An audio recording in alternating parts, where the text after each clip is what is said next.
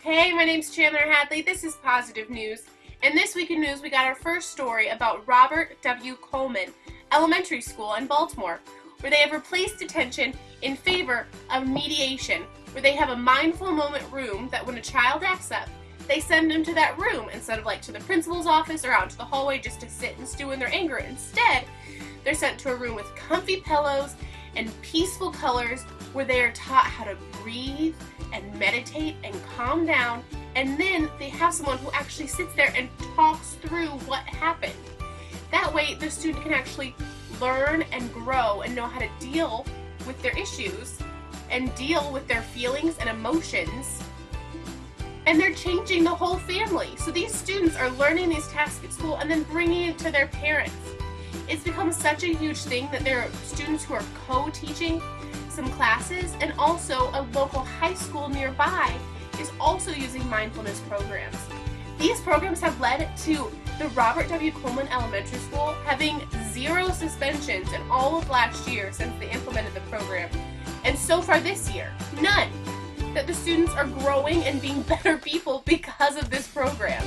And they found that at this high school, where high schools, you tend to have more kids acting up, this high school, the suspension rates have gone down and the attendance rates have increased. So these programs are making kids actually want to be at school and not scared or feel like they're being punished unrightfully or anything like that, that they're growing and learning and becoming good people. I think this is so good because more than schools teaching kids how to do math and how to, about history and things like that, which is all important things to know, schools also need to teach kids how to live in society. I just think, oh, I wish. In my school, why wasn't I taught, hey, this is how to deal with issues. This is how, when you're feeling sad, this is how to talk to somebody about it. Anything like that would be so encouraging, and I just love that the school is doing that. Okay, I've never run a marathon or a race or anything, and I'm young-ish. But you know what Ed Whitlock did? Ran a marathon. You know how old Ed Whitlock is? He's 85. That's right. Ed Whitlock, 85-year-old Canadian, recently completed a marathon in 3 hours and 56 minutes.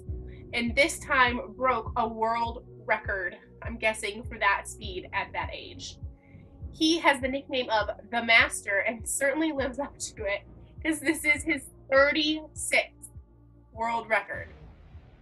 The singlet that he wears, which I have not seen a picture of and do not want to see a picture of, because I'm pretty positive that when I hear the word singlet, I think of what the guys wear in wrestling. That's those teeny, like, nylon latex outfits that like come to just above your knee and then are tight and then kind of don't cover your chest, like have a deep thing and then like string.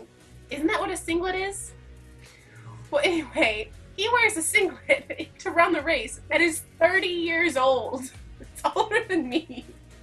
That's crazy. And he has tennis shoes that are 15 years old. So I'm pretty sure Ed is part of the generation that determines if it ain't broke, don't ditch it. Keep it, use it. I'm more of the mindset that if it's old enough that you'll try, I don't know.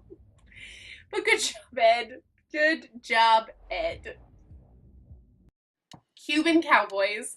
It's a thing and it's glorious. This makes me so happy. So apparently, fun fact, back in the day, Cuban cowboys were a huge thing with like rodeo and barrel racing. There were actually more cattle than there were humans in the island of Cuba. But then communism took over and it was awful, and the cattle on the island all but went extinct. But now, it's not a communist country anymore, and they're opening up and they're rising from the ashes and they're being better. And what's making a comeback? Rodeo. Rodeo is the second most watched thing in Cuba, other than baseball. Yeah, it goes baseball, rodeo, just right there. Crazy. And it's not just adults doing the rodeo. There are little pint-sized cowboys and cowgirls that are lassoing and barrel racing and doing all sorts of cute rodeo things. And it's just really helping the country and bringing people together. Yeah, rodeo. Okay. So to finish off this week's episode, I have a story about a little boy named Xavier Elliott who has started his own charity where he's making clothing for homeless children.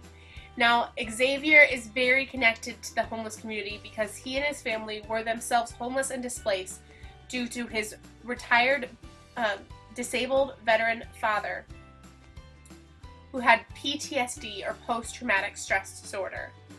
Now, Elliot got the idea because his mother often mended clothing to make extra money for their home, and Elliot saw that he could be giving clothing to those in need. His most famous dress was actually a Ninja Turtle inspired dress for a little girl who lost her home due to a fire. You can find a link to Elliot's Facebook page down below where he can receive donations and other encouragement from the community. He has received lots of fabric and different things from sponsors. He also recently got sponsored to be able to go to fashion camp on his own. So let's just keep encouraging this little boy and these positive news stories to keep him coming and make the world a better place. I'll see you next week.